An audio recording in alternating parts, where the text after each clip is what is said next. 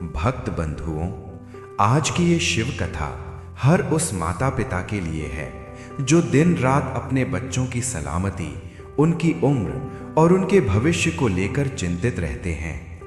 अगर आप चाहते हैं कि आपकी औलाद पर कोई अनहोनी ना आए, अगर आप चाहते हैं कि आपकी संतान स्वस्थ, संस्कारी और दीर्घायु बने, और अगर आप चाहते हैं कि आपके घर पर भगवान शिव की विशेष कृपा सदा बनी रहे, तो भक्त बंधुओं, आज की ये कथा आपके लिए ही है। भक्त बंधुओं, कथा सुनना कोई साधारण कार्य नहीं है। कथा सुनने से मन को शांति मिलती है। कथा सुनने से घर का वातावरण पवित्र होता है। कथा सुनने से नकारात्मक विचार धीरे धीरे दूर होने लगते हैं। और सबसे बड़ी बात, कथा सुनने से वो पुण्य मिलता है जो धीरे धीरे जुड़ता है और संकट के समय ढाल बनकर हमारे और हमारी औलाद के सामने खड़ा हो जाता है। कई माता पिता ये नहीं समझ पाते कि औलाद की रक्षा केवल दवाइयों, धन या उपायों से नहीं होती, बल्कि औलाद की सबसे बड़ी सुरक्षा माता पिता की भक्ति और पुण्य से होती है। और यही कारण है कि भगवान शिव को संतान के रक्षक और कल्याणकर्ता कहा गया है। लेकिन भक्त बंधुओं, अब इस बात को बहुत ध्यान से सुनिए। गरुड़ पुराण में स्पष्ट कहा गया है कि जो भक्त किसी भी पवित्र कथा को शुरू करके उसे बीच में छोड़ देता है, वो अपने जीवन के पुण्य को स्वयं ही अधूरा छोड़ देता है। इसलिए आज आपसे निवेदन है, इस कथा को पूरे मन, पूरे विश्वास और पूरे धैर्य के साथ अंत तक सुनिए, क्योंकि आज की ये कथा आपको बताएगी कैसे केवल शिव नाम का जप, कैसे केवल कथा श्रवण आपकी औलाद के जीवन से डर, बाधा, रोग और दुर्भाग्य को दूर कर सकता है। भक्त बंधुओं, इस कथा को सुनते समय अपने मन में बस एक ही भाव रखिए, हे महादेव, मेरी संतान की रक्षा करना।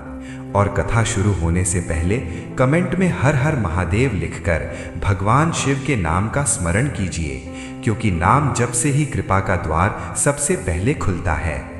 तो आइए भक्त बंधुओं, अब शुरू करते हैं भगवान शिव की वो दिव्य कथा जो आपकी औलाद के जीवन में सुख, सुरक्षा और महादेव की छाया लेकर आएगी। भक्त बंधुओं, गांव की सुबह बड़ी शांत होती थी। पक्षियों की चहचहाहट और मंदिरों की घंटियां एक सुकून भर देती थीं। सुनील का परिवार एक साधारण और सुखी परिवार था। सुनील एक छोटे से कारखाने में कड़ी मेहनत करते थे और उनकी पत्नी सुनीता घर संभालती थीं। उनका बेटा गौतम बचपन से ही पढ़ाई में बहुत तेज था। उसकी बुद्धिमत्ता के चर्चे पूरे जिले में थे। गौतम ने जब कॉलेज की पढ़ाई पूरी की और अपनी डिग्री लेकर घर आया, तो उसके चेहरे पर वो चमक तो थी, पर साथ ही एक बारीक सा अहंकार भी घर कर चुका था। एक शाम गौतम अपने घर के बरामदे में बैठकर अपनी भविष्य की योजनाओं पर चर्चा कर रहा था। उसके पास कई बड़ी कंपनियों के जॉब ऑफर थे।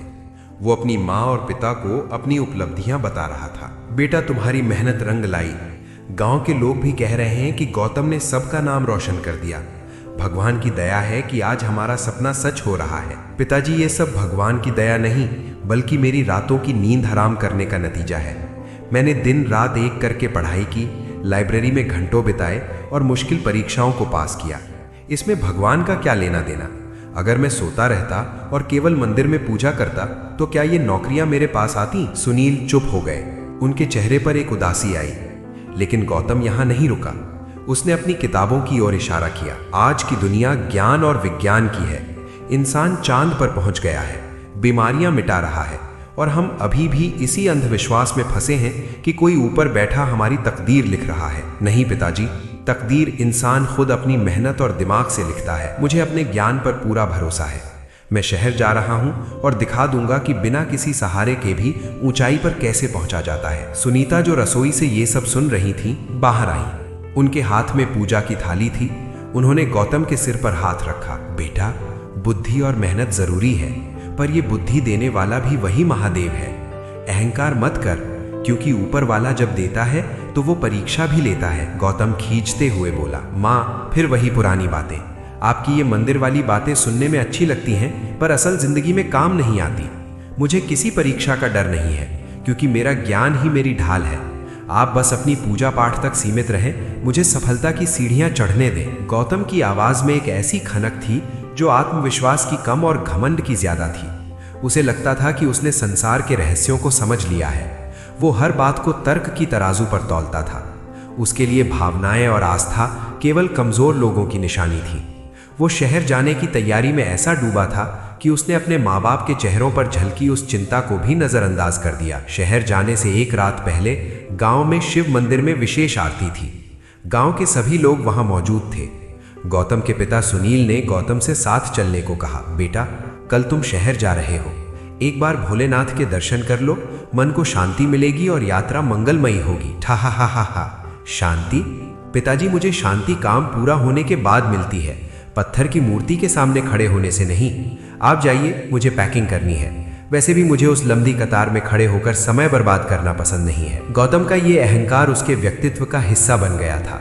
उसने गांव के बुजुर्गों का सम्मान करना कम कर दिया था, क्योंकि उसे लगता था कि वे पुराने जमाने के लोग हैं जिन्हें आधुनिक तकनीक का पता नहीं है। उसने अपने दोस्तों से भी दूरी बना ली थी। उसे लगता था कि अब वो उनसे बहुत ऊंचा उठ गया है। अगली सुबह जब गौतम शहर के लिए रवाना हुआ तो माँ सुनीता ने उसके माथे पर चंदन का तिलक लगाने की कोशिश की। भोलेनाथ सदा रक्षा करेंगे बेटा। गौतम ने अपना माथा पीछे खींच लिया और हंसते हुए रुमाल से अपना माथा पोंछ दिया। माँ, शहर में ये सब नहीं चलता, लोग हंसेंगे मुझ पर। मेरी मेहनत और मेरा पद ही मेरी पहचान होगी। चलिए, अब देर हो रही है, आप अपना ध्यान रखना। जैसे जैसे बस गांव की सीमाओं से बाहर निकली, गौतम ने खिड़की से पीछे मुड़कर गांव के मंदिर के शिखर को देखा। उसके मन में एक ही विचार था, ये शिखर जितना ऊंचा है, मेरा पद उससे भी ऊंचा होगा। उसे नहीं पता था कि जिस ज्ञान पर वो इठला रहा है वो बहुत छोटा है।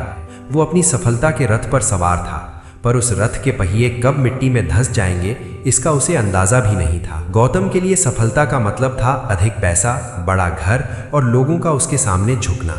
वो शहर की ओर एक ऐसी भूख लेकर चला था जो कभी शांत नहीं होने वाली थी। उसके पिता सुनील उसे जाते हुए देखते रहे।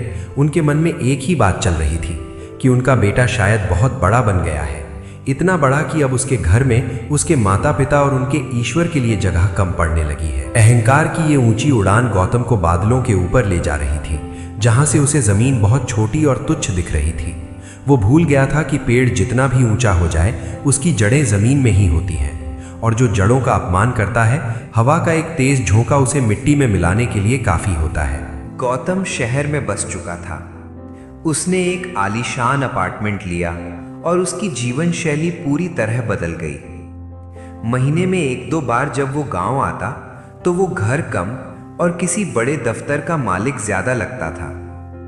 माँ सुनीता की दिनचर्या अब भी वही थी। सुबह ब्रह्म मुहूर्त में उठना, घर की शुद्धि करना और फिर मिट्टी के पार्थिव शिवलिंग बनाकर उन पर जल चढ़ाना। एक रविवार की सुबह गौतम देर से सोकर उठा। उसने देखा कि सुनीता आंगन में बैठकर बड़े प्रेम से बेलपत्र चढ़ा रही है और धीमी आवाज में शिव पंचाक्षर स्तोत्र का पाठ कर रही है। गौतम कॉफी का मग हाथ में लिए वहां आया और सोफे पर पैर फैलाकर बैठ गया। गौतम व्यंग्य भरे स्वर में, माँ, मुझे समझ नहीं आता कि आप अपनी उम्र का इतना कीमती समय इन पत्थरों और पत्तियों के पीछे क्यों बर्बाद करती हैं? क्या आपको सच में लगता है कि इस जल चढ़ाने से दुनिया में कुछ बदलता है? सुनीता ने आंखें खोली। उनके चेहरे पर एक अलौकिक शांति थी। उन्होंने शांत स्वर में उत्तर दिया, सुनीता बेटा, ये समय की बर्बादी नहीं, समय का निवेश है। ये जल में पत्थर पर नहीं, अपनी श्रद्धा पर चढ़ा रही हूं। इससे दुनिया बदले ना बदले, मेरा मन शांत रहता है और मुझे जीवन की मुश्किलों से लड़ने की शक्ति मिलती है। गौतम हंसते हुए, शक्ति? मां, शक्ति तो ऊर्जा से आती है, संतुलित भोजन और कसरत से आती है। आप भूखे रहकर व्रत करती हैं, इससे तो शरीर कमजोर होता है। विज्ञान कहता है कि जो चीज दिखती नहीं उसका अस्तित्व नहीं होता। आपका ये महादेव कहाँ है? क्या किसी ने उन्हें देखा है, या ये सिर्फ डरपोक लोगों द्वारा बनाया गया एक काल्पनिक सहारा है? पास ही बैठे सुनील, जो अखबार पढ़ रहे थे, इस बहस को सुन रहे थे। उनसे रहा नहीं गया। सुनील, गौतम, हर चीज तर्क से नहीं समझी जाती। क्या तुम हवा को देख सकते हो? नहीं, पर महसूस तो करते हो ना? क्या तुम अपनी माँ की ममता को लैब में टेस्ट कर सकते हो? नहीं, पर वो सच तो है। वैसे ही ईश्वर एक एहसास है। गौतम तर्क देते हुए, पिताजी, हवा का दबाव मापा जा सकता है, उसके अणु देखे जा सकते हैं। ममता एक रासायनिक प्रतिक्रिया है जो मस्तिष्क के न्यूरॉन से पैदा होती है। सब कुछ विज्ञान है। आप लोग पुराने ख्यालात के हैं, इसीलिए हर प्राकृतिक घटना को ईश्वर का चमत्कार मान लेते हैं। कल को अगर बिजली कड़केगी तो आप कहेंगे महादेव का तांडव है, जबकि मैं जानता हूं कि वो सिर्फ बादलों का घर्षण है। सुनीता उठी और गौतम के पास आकर बैठ गईं। उन्होंने उसके हाथ से कॉफी का मग लिया और मेज पर रख दिया। बेटा, तू बहुत पढ़ लिख गया है, अच्छी बात है, पर याद रख, ज्ञान जब विनम्रता खो देता है तो वो अज्ञान बन जाता है। तू बादलों के घर्षण की बात कर रहा है, पर उन बादलों को बनाने वाली शक्ति कौन है? तू न्यूरॉन्स की बात कर रहा है, पर उस प्राण को फूंकने वाला कौन है जो मरे हुए शरीर में नहीं होता? विज्ञान हमें कैसे बताता है, पर धर्म हमें क्यों बताता है? गौतम चिढ़कर, माँ, आप मुझे बातों में नहीं फंसा सकती। क्यों का जवाब भी विज्ञान एक दिन ढूंढ लेगा। मेरी सफलता मेरी मेहनत का परिणाम है, किसी अदृश्य शक्ति की मेहरबानी नहीं। मैं आज जहां हूं वहां पहुंचने के लिए मैंने कोई व्रत नहीं रखा, कोई माला नहीं जपी। मैंने कोडिंग सीखी, मैनेजमेंट पढ़ा और कॉम्प्लेक्स एल्गोरिदम सुलझाए। मेरा तर्क ही मेरा भगवान है। सुनीता ने एक लंबी सांस ली और शिवलिंग के पास जाकर माथा टेका। ठीक है बेटा, आज तुझे अपनी बुद्धि पर बहुत नाज है। बस महादेव से यही प्रार्थना है कि जब कभी तेरी ये बुद्धि और तेरा ये तर्क साथ छोड़ दें, तब तुझे उस अदृश्य शक्ति की याद आए। मैं बहस नहीं करूंगी, पर मेरी प्रार्थना कभी बंद नहीं होगी। गौतम उठकर जाते हुए, प्रार्थना से कुछ नहीं होता माँ, प्रयास से होता है। आप प्रार्थना करती रहिए, मैं जाकर अपना नया प्रोजेक्ट पूरा करता हूँ। देखते हैं किसकी प्रार्थना मेरे प्रोजेक्ट को सफल बनाती है या मेरा दिमाग। गौतम अपने कमरे में चला गया और लैपटॉप खोलकर बैठ गया। उसने माँ की बातों को सिरे से खारिज कर दिया था। उसे लग रहा था कि वो एक ऐसी जंग जीत चुका है जिसमें वो अपनी माँ के अंधविश्वास को परास्त कर चुका है। लेकिन वो ये नहीं देख पा रहा था कि उसका अहंकार उसे धीरे धीरे अपनों से और अपनी जड़ों से दूर कर रहा था। वो हर चीज का उपहास करने लगा था, यहाँ तक कि जब गांव के लोग उसे प्रणाम करते तो वो उन्हें हेय दृष्टि से देखता। उसे लगता था कि वो एक अलग प्रजाति का इंसान बन चुका है जो तर्क की रोशनी में जीता है, जबकि बाकी सब अंधकार में जी रहे हैं। तर्क और तथ्य उसके लिए सब कुछ थे। श्रद्धा और प्रेम के लिए उसके जीवन में कोई स्थान शेष नहीं था। ये टकराव केवल शब्दों का नहीं था, ये दो विचारधाराओं का था। एक जो खुद को कर्ता मानती थी और दूसरी जो खुद को केवल एक माध्यम मानती थी। गौतम का मैं इतना बड़ा हो गया था कि उसके आगे उसे ईश्वर तो क्या, अपने माता पिता के अनुभव भी बौने लग रहे थे। शहर की ऊंची इमारतों और चमक धमक वाली जिंदगी ने गौतम को पूरी तरह बदल दिया था। उसे अपनी कंपनी में कर्मचारी ऑफ द ईयर का पुरस्कार मिला था और उसकी पदोन्नति भी हो गई थी। वो अब एक ऐसी टीम का नेतृत्व कर रहा था जो विदेशी प्रोजेक्ट्स पर काम करती थी। इस सफलता ने गौतम के मन में ये बात पत्थर की लकीर की तरह बैठा दी थी कि इंसान जो चाहे अपनी बुद्धि से हासिल कर सकता है। एक दिन गौतम अपने घर पर एक छोटी सी पार्टी दे रहा था। उसके कुछ पुराने दोस्त और माता पिता भी वहां मौजूद थे। बातों बातों में जिक्र शुरू हुआ कि कैसे विपरीत परिस्थितियों में भी इंसान को धैर्य नहीं खोना चाहिए। गौतम का मित्र राकेश, यार गौतम, तूने वाकई कमाल कर दिया, इतने कम समय में इतनी तरक्की। सच में ऊपर वाले की बड़ी कृपा है तुझ पर कि तुझे सही समय पर सही मौके मिले। ये सुनते ही गौतम का चेहरा तमतमा उठा। उसने अपने हाथ में पकड़ा गिलास मेज पर रखा और सबकी ओर देखते हुए ऊंची आवाज में बोला, गौतम, कृपा? राकेश, तू भी उन्हीं पुराने ढकोसलों में फंसा हुआ है। जब मैं रात के 3-3 बजे तक ऑफिस में कोडिंग करता था, तब कौन सा ऊपर वाला मेरे साथ जाग रहा था? जब मुझे क्लाइंट्स की गालियां सुननी पड़ती थीं और मैं तनाव में होता था, तब क्या किसी अदृश्य शक्ति ने आकर मेरा काम किया था? नहीं, ये सब मेरी मेहनत, मेरी रातों की नींद और मेरी बुद्धिमत्ता का फल है। सुनील, पिता ने धीरे से उसे टोकना चाहा। बेटा, मेहनत तो सब करते हैं, गली का मजदूर भी दिन रात पसीना बहाता है, पर सबको वैसी सफलता नहीं मिलती। मेहनत के साथ साथ समय और सौभाग्य का साथ होना भी जरूरी है, जो ईश्वर की इच्छा से मिलता है। गौतम हिकारत से हंसते हुए, पिताजी, सौभाग्य कुछ नहीं होता, ये सिर्फ उन लोगों का बहाना है जो हार जाते हैं। मजदूर मेहनत करता है, पर वो अपनी बुद्धि का इस्तेमाल नहीं करता। मैंने अपनी बुद्धि को निखारा है। मैंने जो कुछ भी पाया है वो मेरी मेहनत की पाई का हिसाब है। इसमें भगवान की कोई साझेदारी नहीं है। मुझे गुस्सा आता है जब लोग मेरी मेहनत का श्रेय किसी ऐसी चीज को देते हैं जिसका अस्तित्व ही साबित नहीं किया जा सकता। सुनीता माँ शांति से कोने में बैठी ये सब सुन रही थी।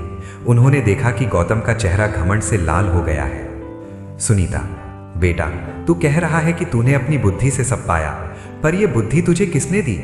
जिस शरीर से तू मेहनत कर रहा है उसे चलाने वाली सांसें किसकी दी हुई हैं? अगर एक पल के लिए भी वो मालिक अपनी दी हुई चीज वापस ले ले तो तेरी ये सारी मेहनत और बुद्धि धरी की धरी रह जाएगी।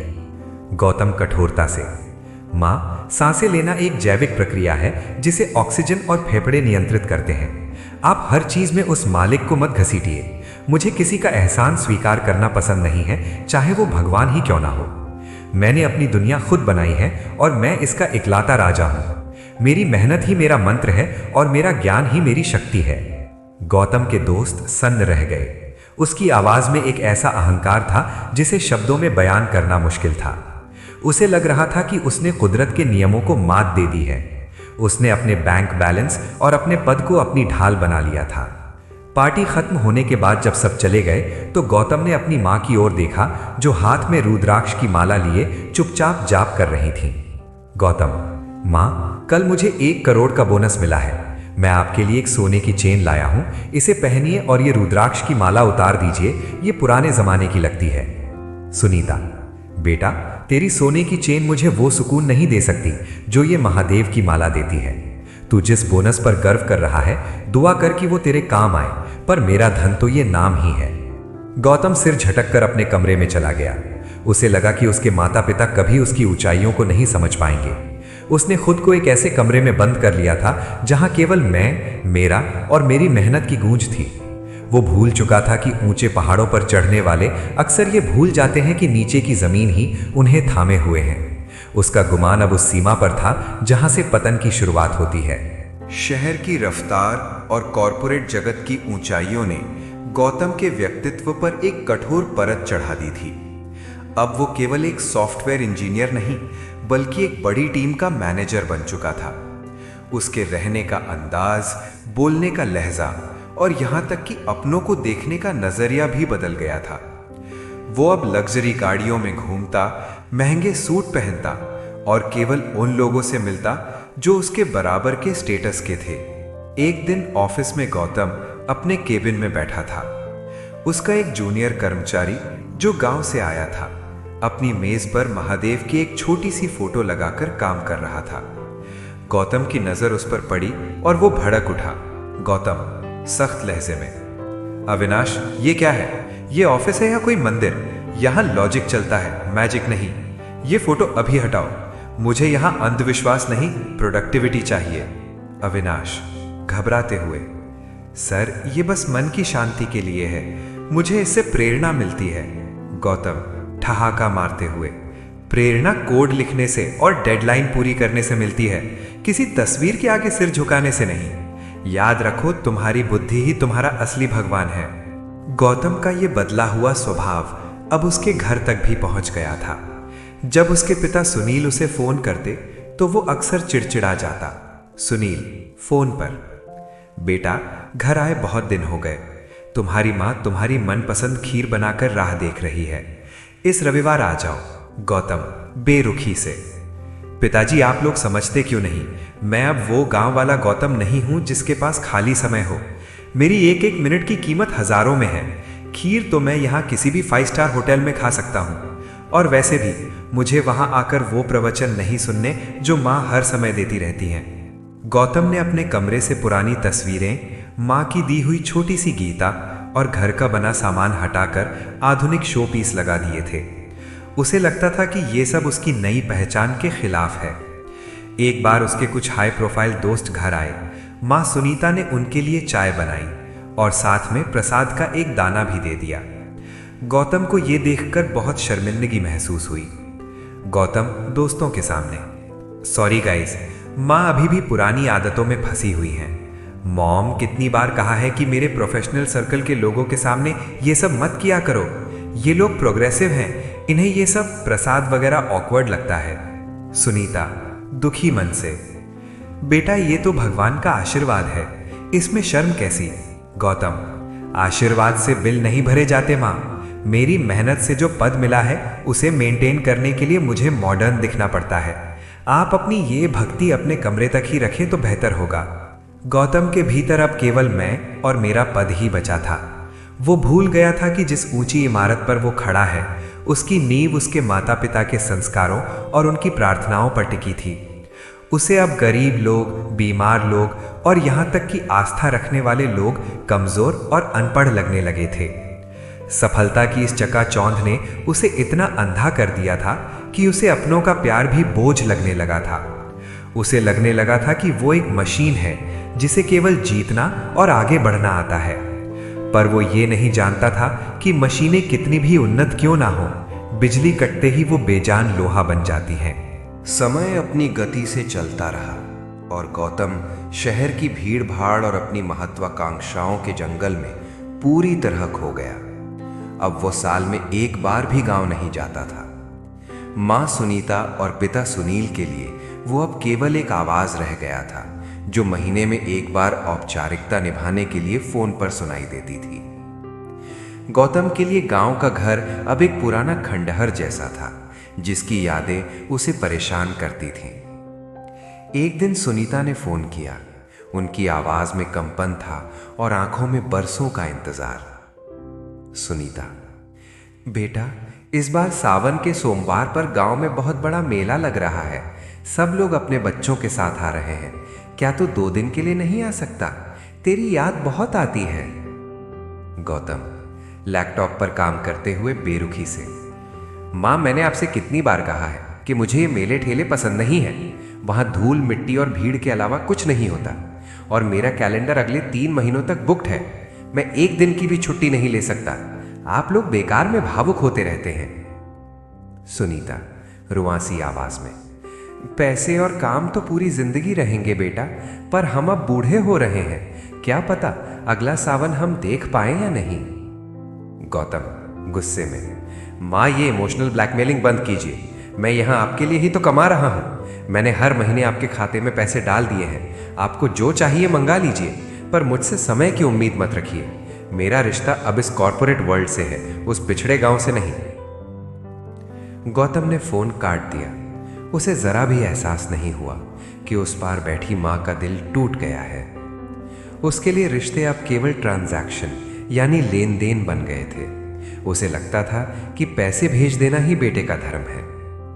सुनील ने सुनीता को चुप कराते हुए कहा, रहने दो सुनीता, वो अब हमारा बेटा नहीं रहा। वो अब बड़ा साहब बन गया है। जिसे अपनी मिट्टी की महक से बदबू आने लगे उसे जबरदस्ती बुलाना ठीक नहीं। भगवान उसे खुश रखे, बस यही दुआ करो। गांव में जब भी कोई गौतम के बारे में पूछता तो सुनील और सुनीता गर्व से कहते कि वो बहुत ऊंचे पद पर है, पर उनकी आंखों की नमी उनकी असली पीड़ा बयां कर देती थी। गौतम ने गांव के अपने पुराने दोस्तों के नंबर ब्लॉक कर दिए थे क्योंकि उसे लगता था कि वे उससे मदद मांगने के लिए फोन करते हैं। उसने अपने अतीत को एक पुरानी गंदी चादर की तरह उतार फेंका था। एक बार गांव के मंदिर का जीर्णोद्धार होना था। गांव के कुछ लोग शहर आए और गौतम के दफ्तर पहुंचे। गांव का बुजुर्ग, बेटा गौतम, मंदिर की छत गिर रही है, सब थोड़ा थोड़ा दान दे रहे हैं। तू तो बहुत बड़ा आदमी है, थोड़ा सहयोग कर देता तो पुण्य मिलता। गौतम अपने केबिन में बैठे बैठे, काका पुण्य से पेट नहीं भरता। मैं अपना टैक्स भरता हूं, वही मेरा योगदान है। और जिस मंदिर की छत भगवान खुद नहीं बचा पा रहे उसे मैं क्या बचाऊंगा। बेहतर होगा कि आप लोग उस जमीन पर कोई स्कूल या अस्पताल बनाएं। मंदिर के लिए मेरे पास 1 रुपया भी नहीं है। गौतम की इस बेरुखी ने गांव वालों को दुखी कर दिया। वे समझ गए कि गौतम का ज्ञान उसके संस्कारों को निगल गया है। गौतम अब पूरी तरह जड़ विहीन हो चुका था। वो भूल गया था कि कि जो पौधा अपनी जड़ों से कट जाता है, भले ही कुछ समय के लिए गुलदस्ते में सुंदर दिखे, पर उसका सूखना निश्चित होता है। उसने अपने अहंकार का एक ऐसा महल खड़ा कर लिया था जिसमें दरवाजे तो बहुत थे, पर अपनों के लिए कोई रास्ता नहीं था। वो अकेला होता जा रहा था, पर उसे लग रहा था कि वो स्वतंत्र हो रहा है। सफलता की चकाचौंध में उसे ये भी नहीं दिख रहा था कि उसके माता पिता अब कमज़ोर हो रहे हैं।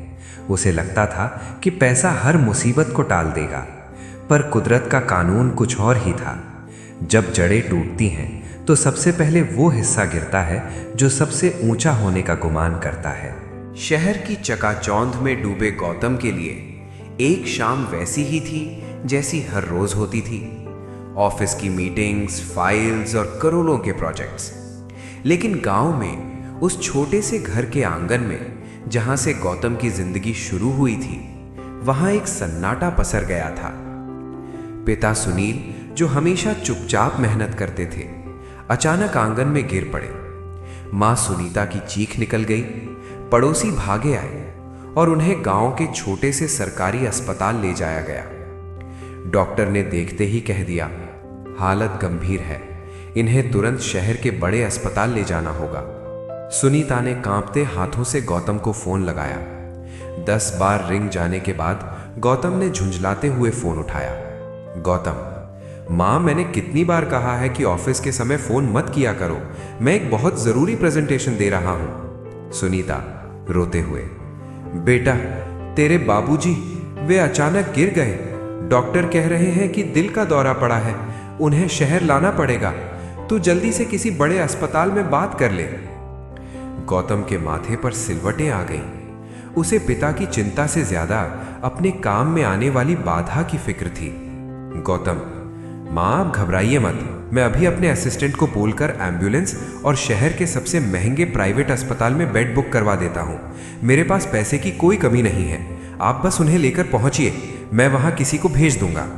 सुनीता, बेटा, तू नहीं आएगा? उन्हें तेरी जरूरत है। गौतम, मां, मेरे आने से वो ठीक नहीं होंगे, डॉक्टरों के इलाज से होंगे, और मेरा आज का कॉन्ट्रैक्ट साइन होना बहुत जरूरी है। आप बस पहुंचिए, पैसा पानी की तरह बहा दूंगा, सब ठीक हो जाएगा। सुनील को शहर के एक बड़े अस्पताल के आईसीयू में भर्ती कराया गया। रात को गौतम अस्पताल पहुंचा, लेकिन वो पिता के बिस्तर के पास बैठने के बजाय डॉक्टरों के केबिन में अपनी रईसी दिखा रहा था। गौतम, डॉक्टर, बेस्ट से बेस्ट ट्रीटमेंट दीजिए, पैसों की फिक्र मत कीजिए, मेरे पास इंश्योरेंस भी है और कैश भी, मुझे बस परिणाम चाहिए। डॉक्टर गंभीरता से, मिस्टर गौतम, मेडिकल साइंस में पैसा जरूरी है, पर शरीर की अपनी सीमाएं होती हैं। आपके पिता की उम्र और मानसिक तनाव भी एक बड़ी वजह है। उन्हें दवाओं के साथ साथ अपनों के साथ की भी जरूरत है। गौतम ने डॉक्टर की बात को अनसुना कर दिया। उसने मां को अस्पताल के एक वीआईपी वेटिंग रूम में बिठा दिया। मां, बेटा, एक बार अंदर जाकर अपने पिता का हाथ तो थाम ले, वे होश में आते ही तेरा नाम ले रहे थे। गौतम, मां, वहां बहुत मशीनें लगी हैं, मुझे वो सब देखकर अच्छा नहीं लगता, और वैसे भी मैं यहां बैठकर अपना लैपटॉप चला सकता हूं ताकि काम का नुकसान ना हो। मैंने दुनिया के सबसे बड़े कार्डियोलॉजिस्ट को बुला लिया है, अब महादेव पर नहीं, मेरी अरेंजमेंट्स पर भरोसा रखिए। रात बीतती गई। सुनील की हालत स्थिर नहीं हो रही थी। गौतम बार बार अपनी घड़ी देख रहा था। उसे पिता की बिगड़ती सेहत से ज्यादा इस बात की परेशानी थी कि उसकी नींद पूरी नहीं हो रही है और कल सुबह उसकी एक बड़ी मीटिंग है।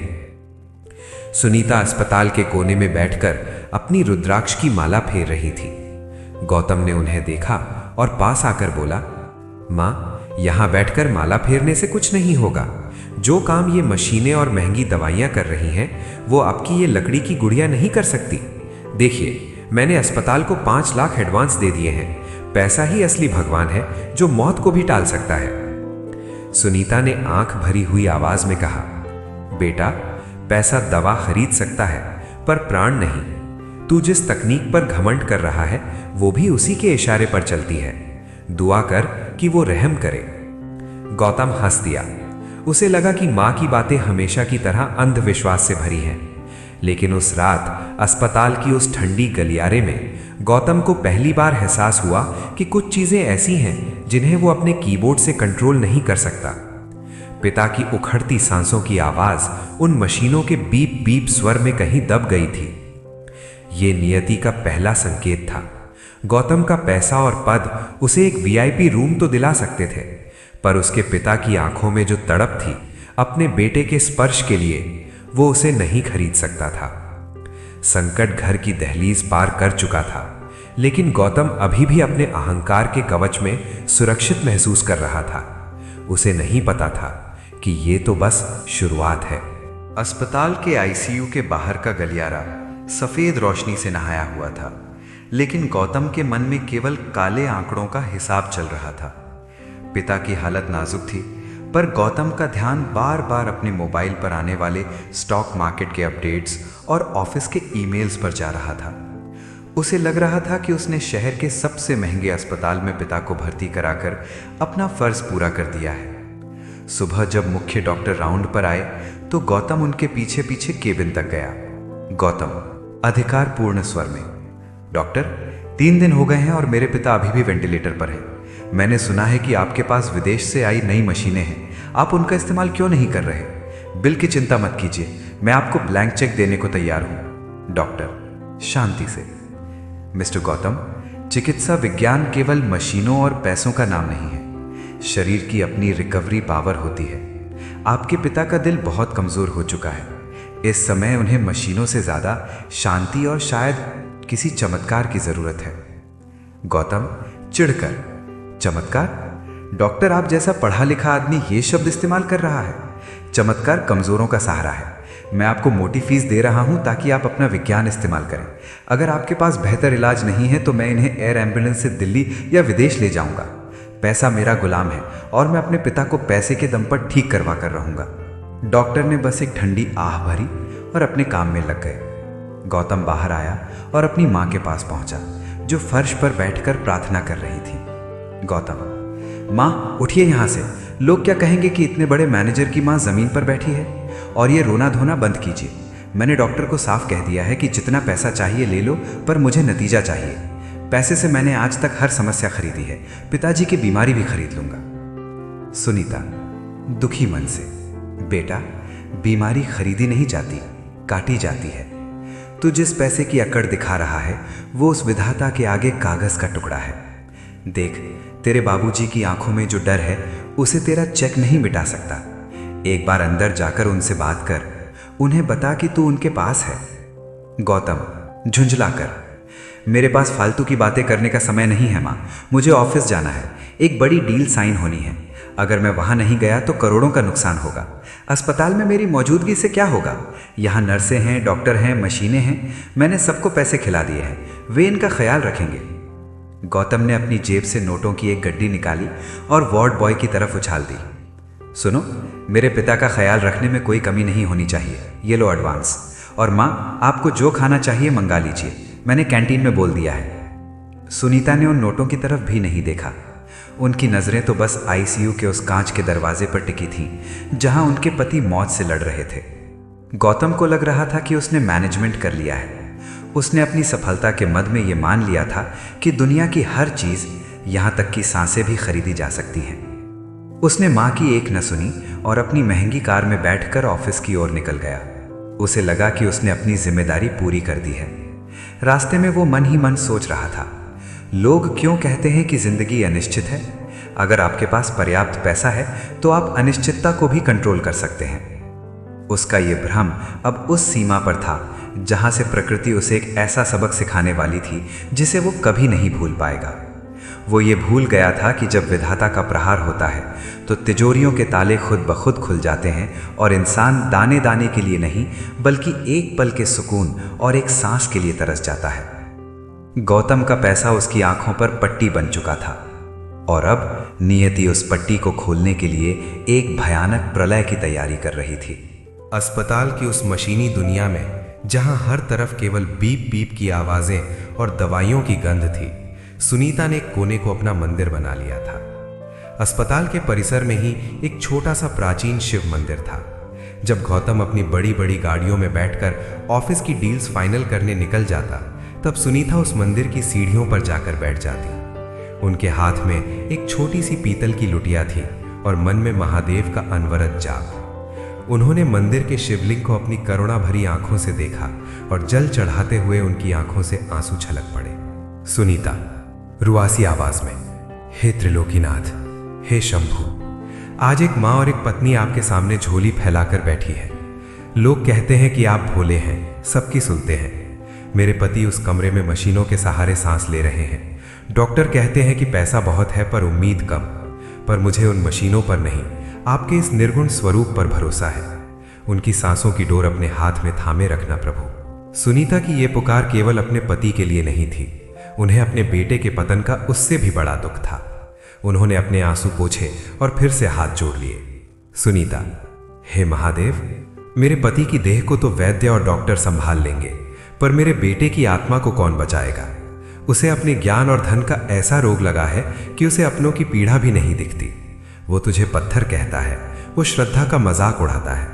उसे दंड मत देना प्रभु, उसे सद्बुद्धि देना।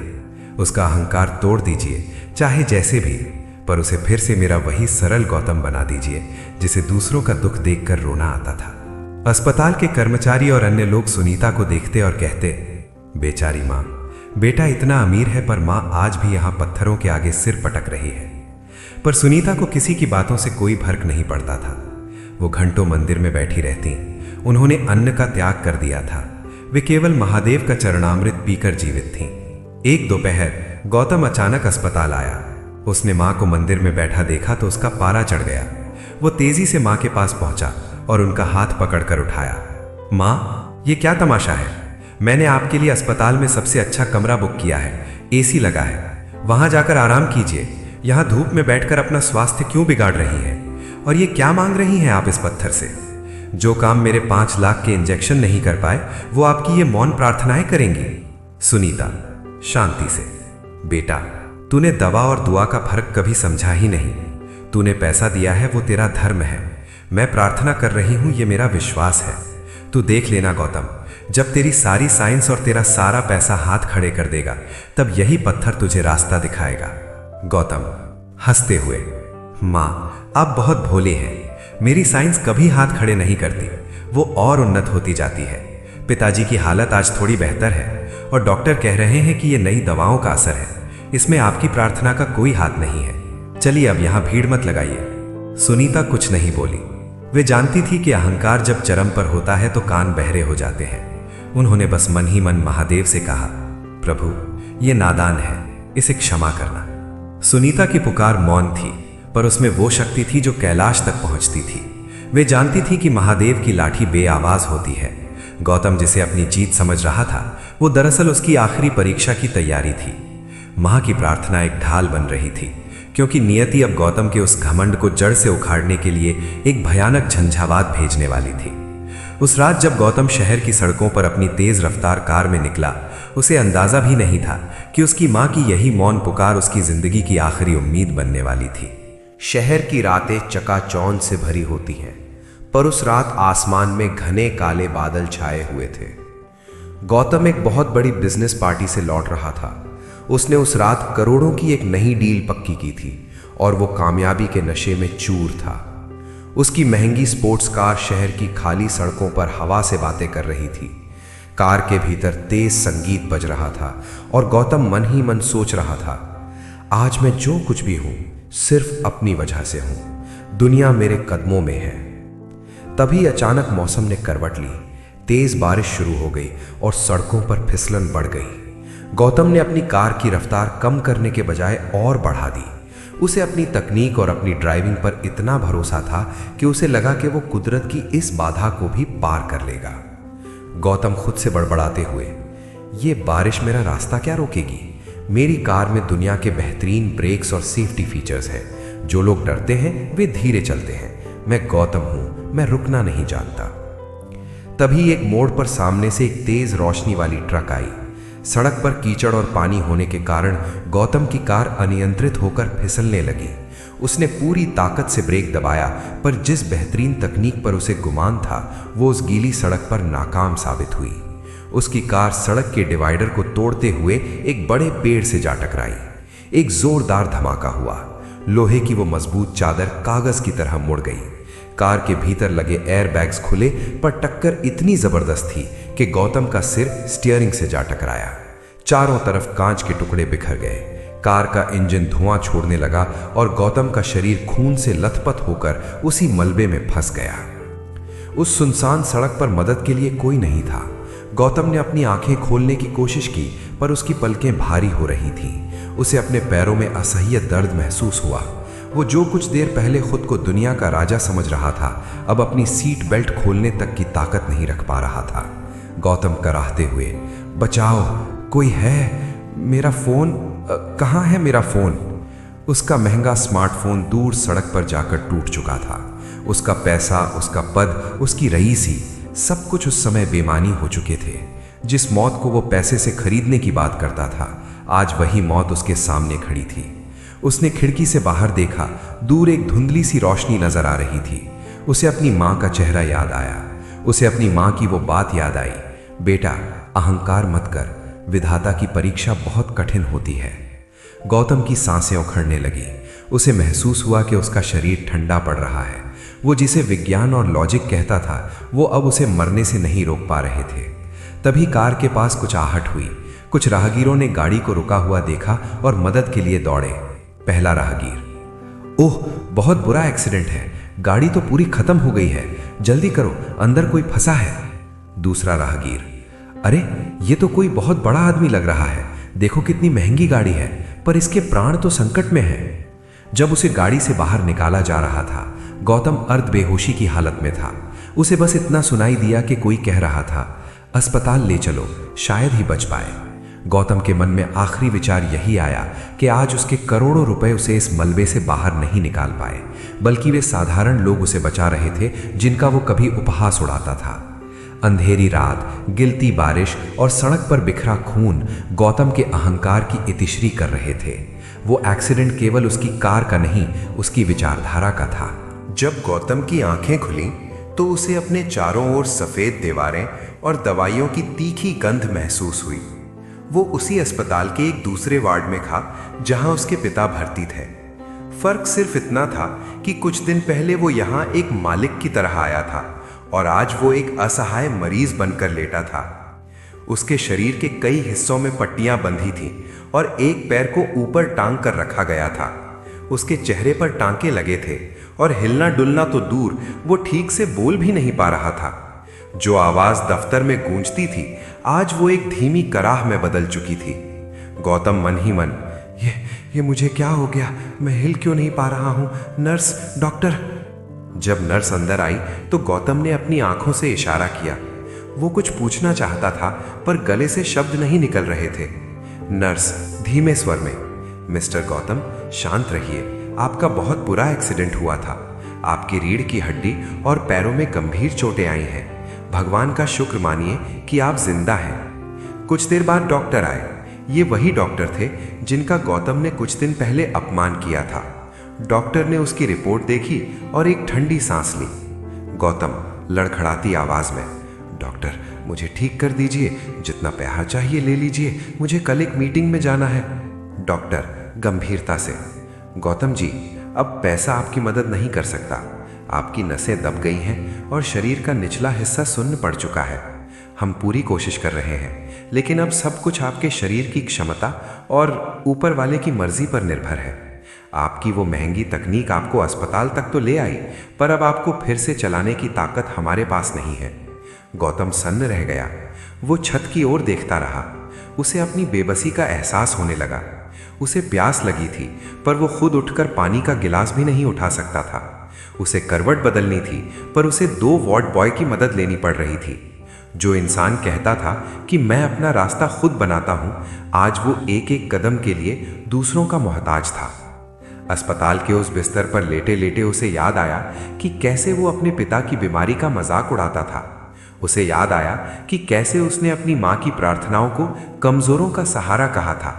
आज उसे समझ आया कि असली कमजोर कौन है। तभी उसकी माँ सुनीता दमर में दाखिल हुई। उन्होंने अपने बेटे की ये हालत देखी तो उनका कलेजा मुंह को आ गया, पर उन्होंने खुद को संभाला। वे गौतम के पास आईं और उसके माथे पर अपना हाथ रखा। वो हाथ जिसे गौतम ने कुछ दिन पहले झटक दिया था। सुनीता, बेटा तू घबरा मत, तेरी माँ अभी जिंदा है। गौतम की आंखों से आंसू बहने लगे। वो अपनी माँ से नजरें नहीं मिला पा रहा था। उसे पहली बार महसूस हुआ कि उसका करोड़ों का बैंक बैलेंस उसे वो सुकून नहीं दे पा रहा था जो उसकी माँ के उस एक स्पर्श में था। वो चिल्लाना चाहता था, माफी मांगना चाहता था, पर उसका अहंकार अभी भी उसे पूरी तरह टूटने नहीं दे रहा था। वो बिस्तर उसके लिए एक जेल बन गया था, जहां वो अपने ही विचारों के साथ अकेला छोड़ दिया गया था। उसे एहसास हुआ कि इंसान कितना भी बड़ा क्यों न हो जाए, कुदरत के एक छोटे से प्रहार के सामने वो तिनके से ज्यादा कुछ नहीं है। उसकी बेबसी अब उसकी नई पहचान बन चुकी थी। अस्पताल के उस शांत कमरे में रात का सन्नाटा पसरा हुआ था। केवल मशीनों की मध्यम आवाज और गौतम की उखड़ती सांसों का शोर था। गौतम को नींद नहीं आ रही थी, पर दवाइयों के असर से उसकी चेतना एक अलग ही संसार में जा रही थी। जैसे ही उसकी आंखें लगीं, उसे एक विचित्र और अलौकिक अनुभव हुआ। गौतम ने सपने में देखा कि वो एक अंतहीन अंधेरे मार्ग पर खड़ा है। वो भागना चाहता है, पर उसके पैर पत्थर के हो चुके हैं। वो चिल्लाना चाहता है, पर उसकी आवाज उसका साथ नहीं दे रही। तभी दूर से एक मंद रोशनी दिखाई दी और एक ऐसी आवाज गूंजी जो बादलों के गरजने जैसी गंभीर थी, फिर भी उसमें मां की ममता जैसी मिठास थी। दिव्य स्वर। गौतम, तो किसे खोज रहा है?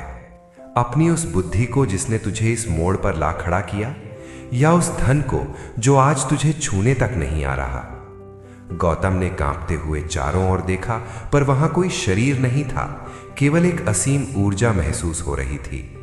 गौतम कांपते हुए, आप कौन हैं? मुझे इस अंधेरे से निकालिए। मैं बहुत सफल इंसान हूं, मेरे पास बहुत कुछ है देने के लिए। आप जो चाहे मुझसे ले लें, बस मुझे ठीक कर दें। वो आवाज खिलखिलाकर हंसी, जैसे पूरे ब्रह्मांड में संगीत गूंज उठा हो। दिव्य स्वर। तू मुझे क्या देगा नादान? जो कुछ भी तेरे पास है, तेरी बुद्धि, तेरा शरीर, तेरी ये सांसें, वे सब मेरी दी हुई अमानत है। तूने मैं और मेरा के अहंकार में उस माँ बाप का अपमान किया जिनकी प्रार्थनाओं ने आज तेरी रक्षा की है। जिस एक्सीडेंट में तेरी कार के परखच्चे उड़ गए, वहां तेरा पैसा नहीं, तेरी माँ की वो मौन पुकार ढाल बनकर खड़ी थी। गौतम को अपनी माँ का वो चेहरा याद आया जो मंदिर की सीढ़ियों पर बैठकर जल चढ़ा रही थी। उसे अपनी हर गलती एक फिल्म की तरह दिखाई देने लगी। दिव्य स्वर। जिसे तू पत्थर कहता था, वही आज तेरे जीवन का आधार है। जिसे तू कमजोरों का सहारा कहता था, वही शक्ति आज तुझे मौत के मुंह से खींच लाई है। याद रख गौतम, ज्ञान जब अहंकार बनता है तो विनाश लाता है, पर जब वो समर्पण बनता है तो मोक्ष दिलाता है। तू शून्य है और मैं वो अनंत हूं जहां से तू आया है। गौतम उस रोशनी के सामने छोटा होता गया। उसका सारा ज्ञान, उसकी डिग्रियां, उसके करोड़ों के प्रोजेक्ट्स सब राख की तरह उड़ते हुए दिखे। उसे पहली बार सत्य का साक्षात्कार हुआ कि वो कुछ भी नहीं है, वो केवल एक जरिया था जिसे उसने खुद को मालिक समझ लिया था। गौतम रोते हुए, मुझे माफ कर दीजिए, मुझे राह दिखाइए, मैं अंधा हो गया था। दिव्य स्वर। जा, तेरी माँ की श्रद्धा ने तुझे एक और मौका दिया है। अब जाग और देख के असली दौलत क्या है। अचानक एक तेज चमक के साथ गौतम की आंख खुली। उसके कमरे में खिड़की से सुबह की पहली किरण आ रही थी। सामने दीवार पर लगे कैलेंडर में महादेव की एक धुंधली सी तस्वीर थी।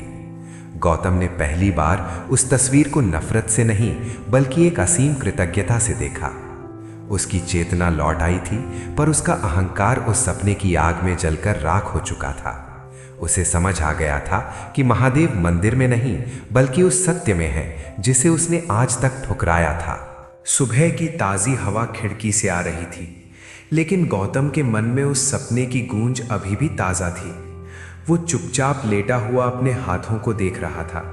उसे रह रहकर उस एक्सीडेंट का मंजर याद आ रहा था। वो भयानक टक्कर, वो मुड़ता हुआ लोहा और वो मौत का सन्नाटा। डॉक्टर हैरान थे कि इतनी बुरी दुर्घटना के बाद भी गौतम के सिर में कोई घातक चोट नहीं आई। तभी नर्स कमरे में आई और उसने गौतम की पट्टी बदलते हुए धीरे से कहा, मिस्टर गौतम, आप बहुत भाग्यशाली हैं। जिस स्थिति में आपकी गाड़ी मिली थी, पुलिस वालों का कहना था कि इसमें से किसी का जिंदा बचना नामुमकिन है। उस रात जब आप यहाँ आए, आपकी माँ पूरे समय बाहर जमीन पर बैठकर जप कर रही थी। गौतम की आंखों के सामने अपनी माँ का वो चेहरा घूम गया जिसे उसने न जाने कितनी बार अपमानित किया था। थोड़ी देर बाद माँ सुनीता कमरे में आई। उनके हाथों में महादेव का विभूति और मंदिर का चरणामृत था। सुनीता कोमलता से, बेटा थोड़ा जल पी ले, बाबा का आशीर्वाद है, तुझे बहुत शक्ति देगा। इस बार गौतम ने मुंह नहीं फेरा। उसने बहुत धीरे से अपना मुंह खोला और उस जल की एक बूंद ग्रहण की। उसे ऐसा लगा जैसे उसके सूखे हुए गले और तड़पते हुए मन को अमृत मिल गया हो। गौतम कांपती आवाज में, माँ क्या सच में आप उस रात बारिश में बाहर ही बैठी थीं? सुनीता मुस्कुराते हुए, बेटा माँ का आंचल और महादेव की छाया ये दोनों कभी साथ नहीं छोड़ते। जब तू उस रात दर्द में था तो मुझे यहाँ बैठे बैठे एहसास हो गया था कि मेरा बच्चा संकट में है। मैंने बस महादेव से एक ही हट की थी कि मेरी उम्र तुझे लग जाए पर तुझे कुछ ना हो। गौतम फूट फूट कर रोने लगा। उसके शरीर की चोटों से ज्यादा उसके मन का पश्चाताप उसे दर्द दे रहा था। गौतम, माँ मैं कितना नीच था। मैंने आपसे कहा था कि आपकी प्रार्थनाओं से बिल नहीं भरे जाते। मैंने आपके महादेव को पत्थर कहा था, पर आज मुझे समझ आया कि जब मेरी तकनीक, मेरा पैसा और मेरी रफ्तार ने मुझे मौत के मुंह में धकेल दिया, तब आपकी वही बेकार की प्रार्थनाएं मेरे लिए ढाल बनकर खड़ी थी। मुझे माफ कर दो माँ, मुझे माफ कर दो। सुनीता ने गौतम का हाथ चूम लिया। उन्होंने देखा कि गौतम की आंखों में वो पुराना घमंड अब नहीं था। गौतम को अब समझ में आ रहा था कि जिसे वो किस्मत या इत्तेफाक समझ रहा था, वो दरअसल उसकी माँ की तपस्या का फल था। उसे याद आया कि कैसे वो अपनी माँ की भक्ति का मजाक उड़ाता था, पर उसी भक्ति ने उसे यमराज के द्वार से वापस खींच लिया था। वो पैसा जिसे वो अपनी सबसे बड़ी ताकत मानता था, उस रात सड़क पर कचरे के समान पड़ा था और उसकी रक्षा एक मौन पुकार ने की थी। उस दिन गौतम को ये एहसास हुआ कि संसार की सबसे बड़ी शक्ति श्रद्धा है। विज्ञान हमें जीना सिखाता है, पर श्रद्धा हमें बचाती है। प्रार्थना की वो ढाल अब गौतम के चारों ओर एक सुरक्षा कवच की तरह थी और उसने मन ही मन उस अदृश्य शक्ति के सामने पहली बार अपना सिर झुका दिया।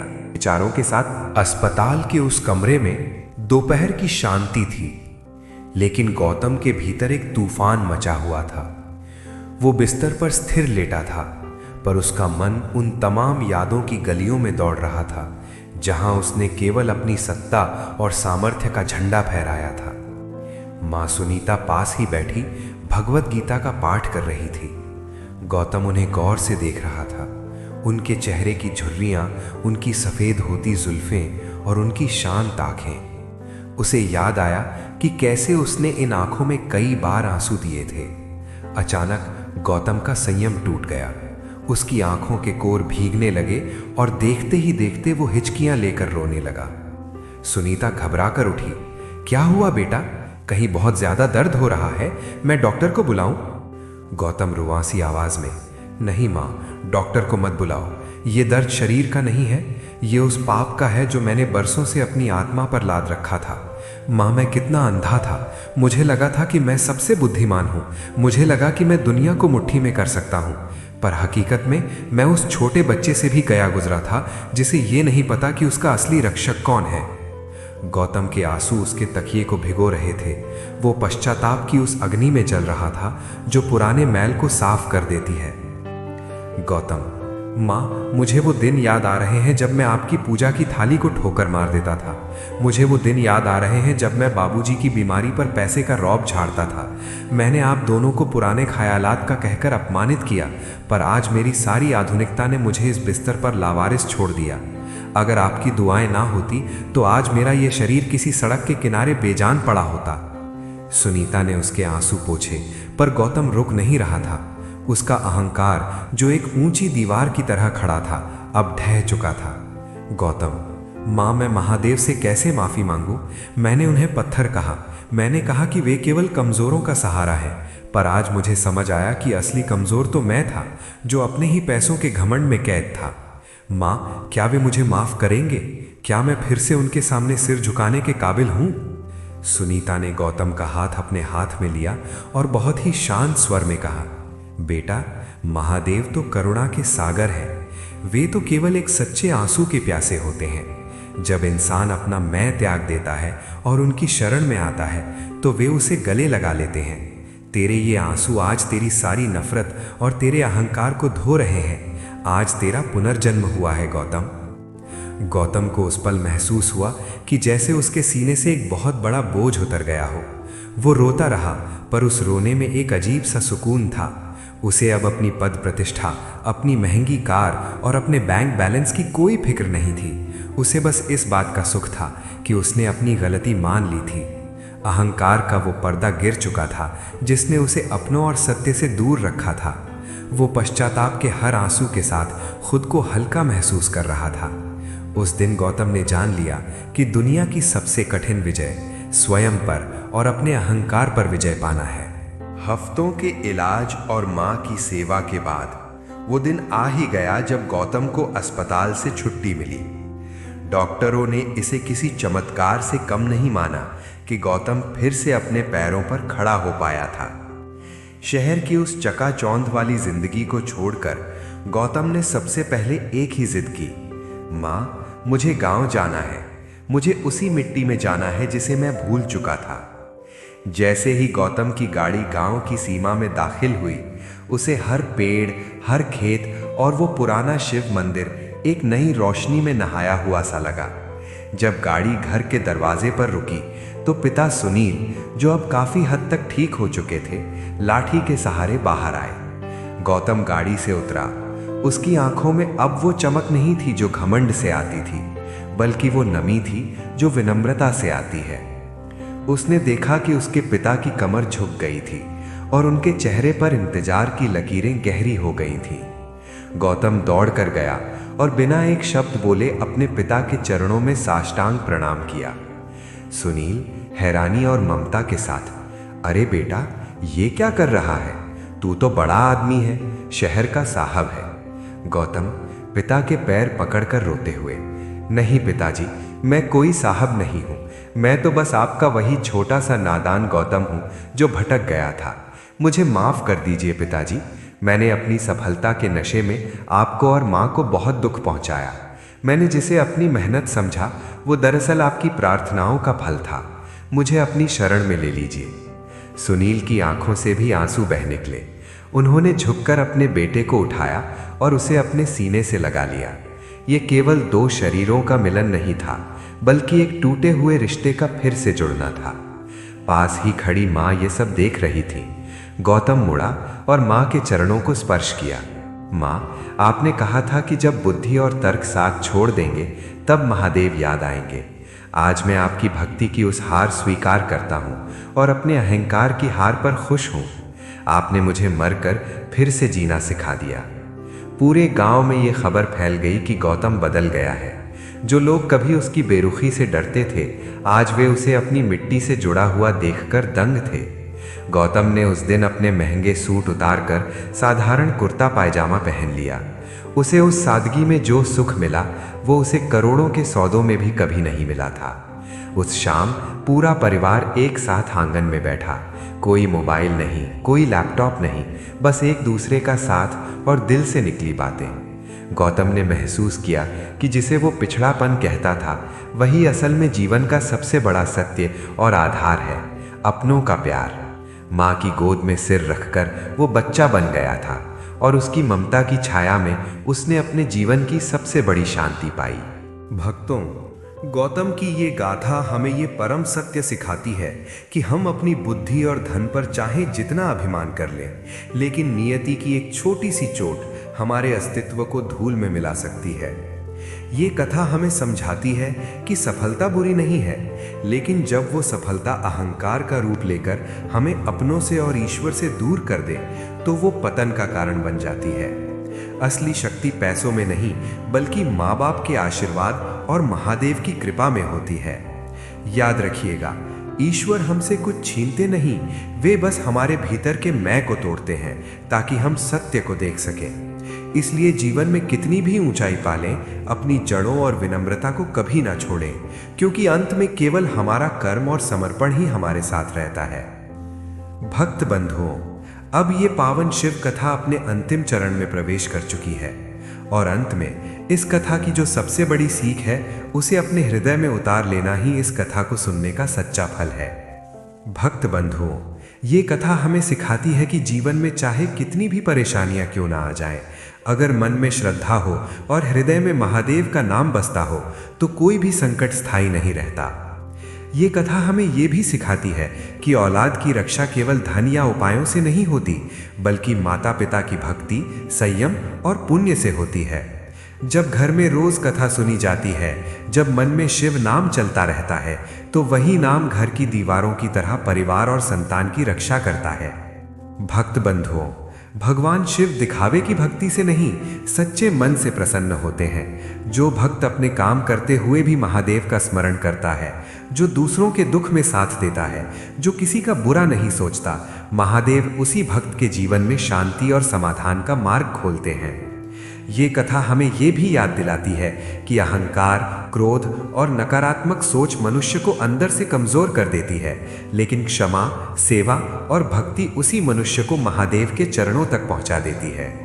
इसलिए भक्त बंधुओं, कथा को केवल सुनकर ही नहीं, उसकी सीख को अपने जीवन में उतारने का संकल्प भी लीजिए। अगर आपको ये शिव कथा अच्छी लगी हो, अगर इसे सुनकर आपके मन को शांति मिली हो, तो हमारे श्री ज्ञान चैनल को सब्सक्राइब जरूर कीजिए, ताकि ऐसी ही भक्तिमय और जीवन बदलने वाली कथाएं आप तक रोज पहुंचती रहें। और अब अंत में मेरी महादेव से यही विनम्र प्रार्थना है, हे भोलेनाथ, जिस जिस भक्त ने इस कथा को श्रद्धा और विश्वास के साथ अंत तक सुना है, उसके जीवन के सभी कष्ट दूर कीजिए, उसके घर में सुख, शांति और स्वास्थ्य बनाए रखिए, उसकी संतान को दीर्घायु, सद्बुद्धि और सुरक्षा प्रदान कीजिए। और हे महादेव, अपनी कृपा की छाया हम सभी पर सदा बनाए रखिए। हर हर महादेव।